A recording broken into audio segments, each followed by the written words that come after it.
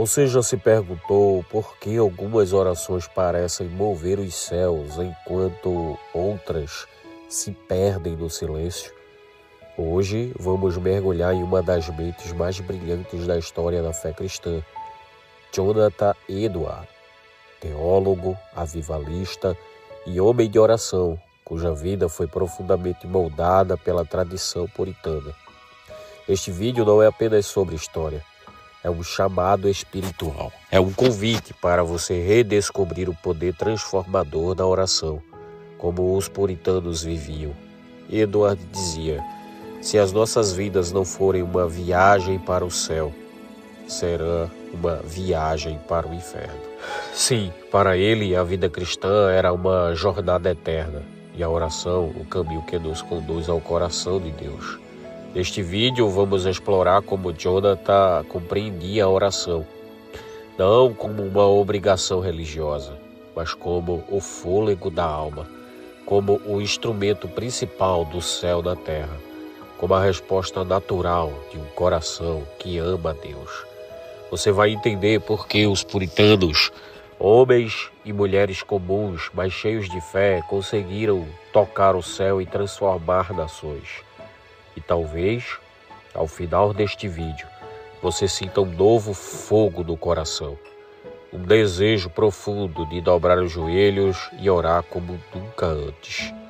Então prepare-se para se inspirar com Jonathan Edwards e a tradição da oração que mudou séculos, porque a oração não é um ritual, é um caminho para o céu. Já abro um parêntese para dizer a você que aqui na descrição temos um link para que você se torne um guerreiro, uma guerreira de oração. Se você quiser redescobrir ou encontrar o caminho da oração, este conteúdo é totalmente para você. Acesse e abençoe a sua vida em nome de Jesus. Jonathan Edwards não enxergava a oração como algo opcional. Para ele, orar era como respirar. Ele dizia: a oração é uma expressão de fé, tão natural como a respiração é a expressão da vida. Pense nisso por um momento, queridos. Assim como um corpo morre sem respirar, uma alma morre lentamente quando deixa de orar. Para Jonathan, um cristão que não ora está desconectado da fonte da vida, está vivendo sem Deus no mundo. E talvez essa seja a maior tragédia silenciosa de nossos dias. Cristãos que falam de Deus, mas não falam com Deus. Jonathan via a oração como um termômetro espiritual. Quanto mais quente está o coração, mais intensa será a vida de oração. E quanto mais fria a alma, mais distante estará do altar. Jonathan afirma com firmeza: aquele que vive uma vida sem oração, vive sem Deus no mundo. Mas atenção, essa não era uma acusação, era um alerta amoroso, uma convocação urgente para que todos voltássemos à comunhão com o Senhor Deus Todo-Poderoso. E agora eu pergunto a você: como anda a sua vida de oração, queridos? Ela é constante ou está ofegante, fraca, esquecida? Jonathan te lembraria que a oração não é um fardo, é um privilégio celestial. Se há algo que precisamos recuperar, irmãos, é essa percepção profunda, que a oração não é algo que fazemos para agradar a Deus, mas algo que precisamos fazer porque fomos feitos para isso, para conversar com o nosso Criador, para ouvir a sua voz, para viver em comunhão. Jonathan não apenas via a oração como algo pessoal, mas também como um poderoso instrumento coletivo no avanço do reino de Deus. Ele acreditava que antes de realizar grandes obras no mundo, Deus sempre prepara seu povo através da oração. Ele dizia: quando Deus está prestes a fazer algo novo e poderoso, Ele sempre coloca seu povo de joelhos em oração. Esse é um dos maiores segredos da história espiritual. Antes do avivamento, sempre houve uma onda de oração. Deus sempre usou intercessores para preparar a terra para a sua ação. Quando o Senhor se move de maneira poderosa, Ele primeiro move os corações dos que buscam sua face. Jonathan Edwards estava profundamente convicto de que a oração não é apenas uma resposta às nossas necessidades. Ela prepara o terreno para Deus agir. Quando as pessoas se reúnem em oração, unidas pelo mesmo propósito, o céu se torna mais perto. A terra começa a se aliar com a vontade do Altíssimo.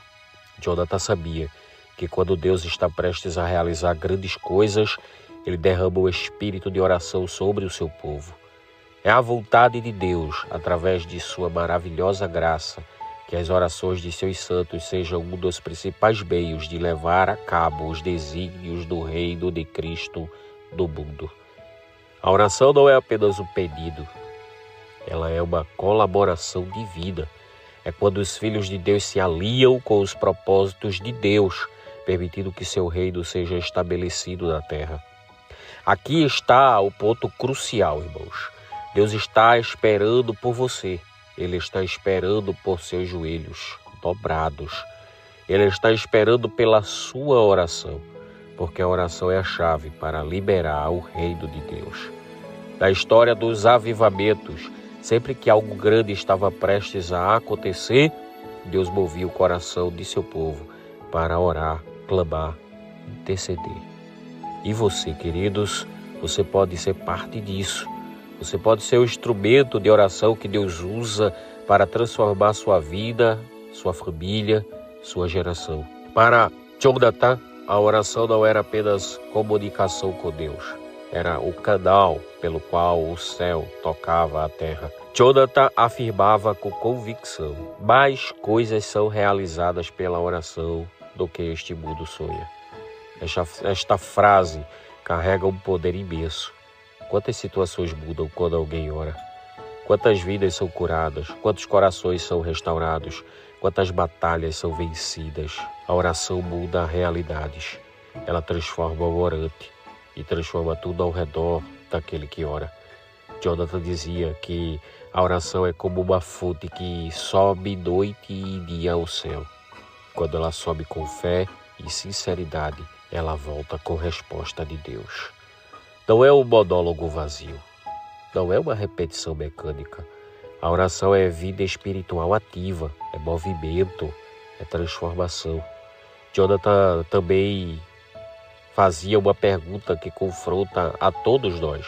Pois o que são os homens melhores do que ovelhas ou cabras, que nutrem uma vida cega dentro do cérebro, se, conhecendo a Deus, não levantam as mãos em oração, tanto para si mesmos como por aqueles que o chamam de amigo? Essa pergunta ecoa como um trovão na alma.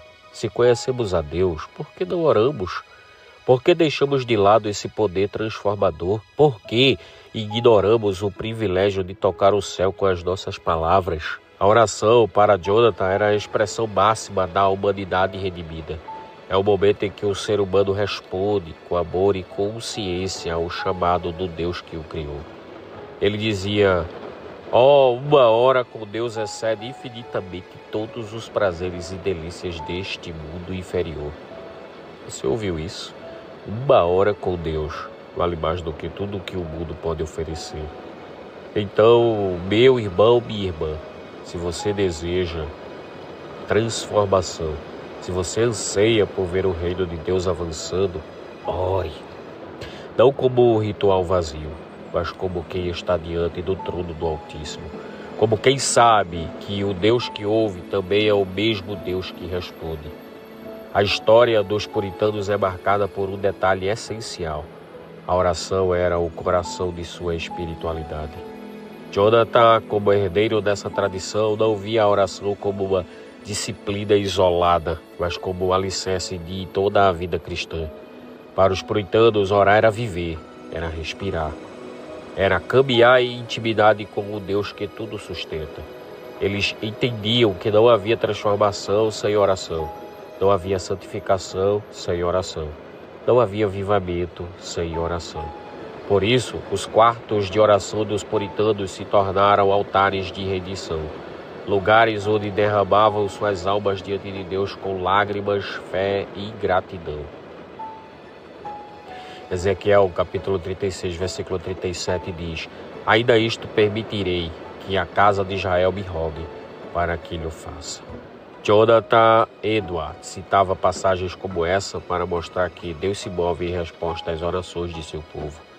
A teologia puritana ensinava que a oração era mais do que um dever, era um meio de graça, um instrumento divino para realizar os propósitos eternos de Deus na terra. Jonathan escreveu: é a vontade de Deus, por sua maravilhosa graça, que as orações de seus santos sejam um dos principais meios de levar a cabo os desígnios do reino de Cristo no mundo. E esse chamado ainda ecoa hoje. A oração puritana não morreu com o tempo. Ela vive em cada cristão que entende que viver com Deus é viver de joelhos.